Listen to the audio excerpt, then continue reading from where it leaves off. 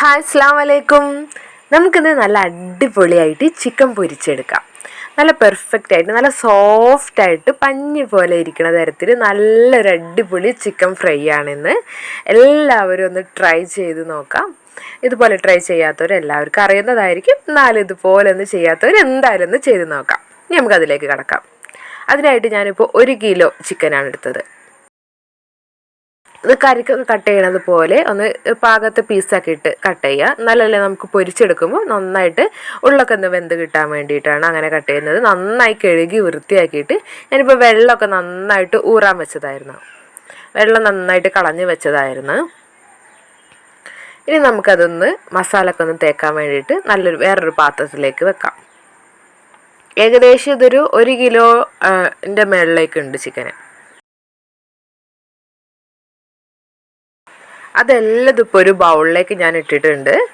ഇനി നമുക്ക് അതിലേക്കുള്ള മസാലപ്പൊടികൾ ആദ്യം തന്നെ ഇട്ട് കൊടുക്കാം.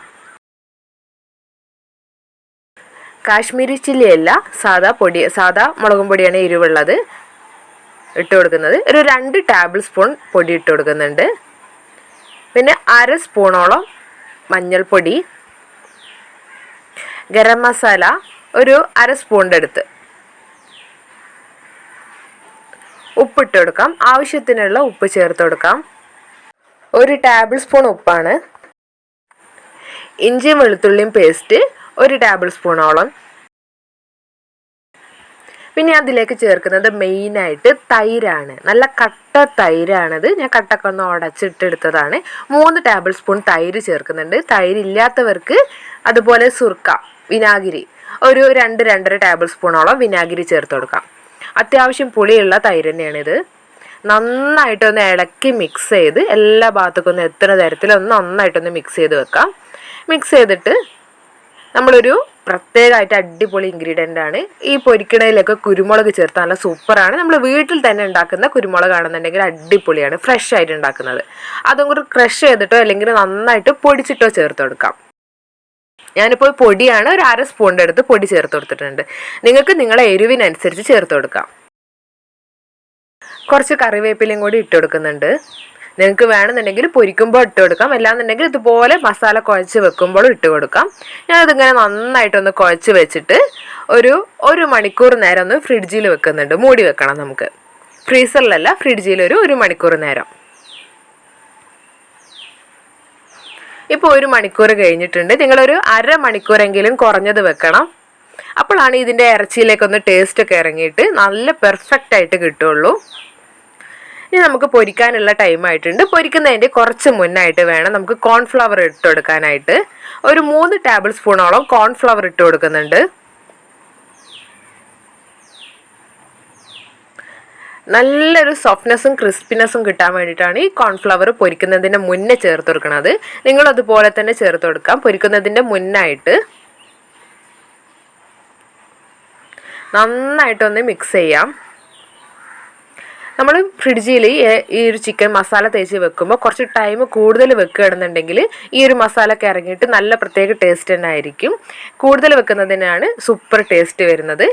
ഇതുമ്പോൾ നമുക്ക് കുറച്ച് വെട്ടം തന്നെ എണ്ണ ചൂടാക്കി നമുക്കൊന്ന് പൊരിച്ചെടുക്കാം. ഹൈ ഫ്ലെയിമിലിട്ടിട്ട് ഇപ്പം നന്നായിട്ട് എണ്ണയൊക്കെ നല്ല ചൂടായി വന്നിട്ടുണ്ട്. അതിൽ തന്നെ നമുക്ക് വേഗം ചിക്കനൊക്കെ ഇട്ട് കൊടുക്കാം. ചിക്കൻ ഇട്ട് കൊടുത്തിട്ട് അതേപടി നമ്മൾ ഇളക്കാൻ പാടില്ല. അപ്പോൾ നമ്മൾ ഈ മസാല മൊത്തം ഈ ഒരു എണ്ണയിലേക്ക് വരും. ചിക്കൻ്റെ മസാല ഈ ചിക്കൻ മെന്നൊക്കെ വേറിട്ട് പോവുള്ളൂ. അതുകൊണ്ട് ചിക്കൻ ഇട്ട പാടി നമ്മൾ ഇളക്കരുത്.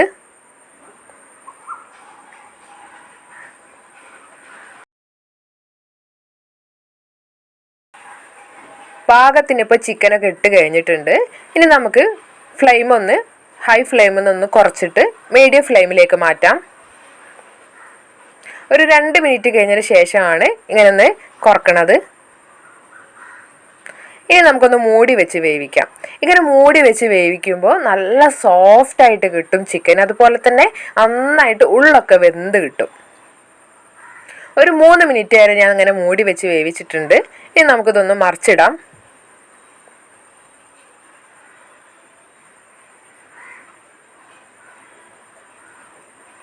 ഇപ്പോൾ മീഡിയം ഫ്ലെയിമിൽ തന്നെയാണ് കിടക്കുന്നത്. ഇട്ട പാടന്നെ ഇളക്കി മിക്സ് ആക്കരുത്. അപ്പോൾ പെട്ടെന്ന് തന്നെ നമ്മൾ അതിൻ്റെ മസാലയൊക്കെ ഒന്ന് പോവും. അതുകൊണ്ട് ഇട്ട പാടി ഇളക്കി മിക്സ് ചെയ്യരുത്. എണ്ണയിലേക്ക് ഇട്ട് ഒരു 2-3 മിനിറ്റ് കഴിഞ്ഞതിന് ശേഷം മാത്രമേ നമ്മൾ ഇളക്കാൻ പാടുള്ളൂ. ഇളക്കുന്നുണ്ടെങ്കിൽ ഇത് മറച്ചിട്ടിട്ടുണ്ട്. നമുക്ക് ഈ മീഡിയം ഫ്ലെയിമിൽ തന്നെ ഒന്നും കൂടി ഒന്ന് മൂടി വെച്ച് ഒരു 5-6 മിനിറ്റിന് ശേഷം നമുക്കത് എടുക്കാം. ഏകദേശം ഒരു 6-7 മിനിറ്റ് ആയിട്ടുണ്ട്. ഇപ്പോൾ 2 സൈഡ് നന്നായിട്ട് പാകത്തിന് വെന്തിട്ടുണ്ട്. നിങ്ങൾക്ക് കുറച്ചും കൂടി മൂത്തതാണ് ഇഷ്ടം, കുറച്ചും കൂടി ക്രിസ്പി ആയിട്ടാണ് ഇഷ്ടം എന്നുണ്ടെങ്കിൽ കുറച്ച് ടൈമും കൂടി വെക്കാം. ഞാനിപ്പോൾ എടുക്കാനായപ്പോൾ ഹൈ ഫ്ലെയിമിലേക്ക് തീ മാറ്റിയിട്ടുണ്ട്. എന്നിട്ടാണ് കോരിയെടുക്കുന്നത്.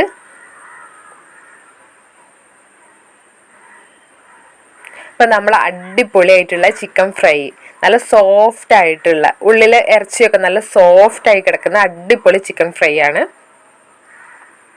റെഡി ആയിട്ടുണ്ട്. എല്ലാവരും ഇതുപോലെ തന്നെ ഒന്ന് ട്രൈ ചെയ്ത് വെക്കാം.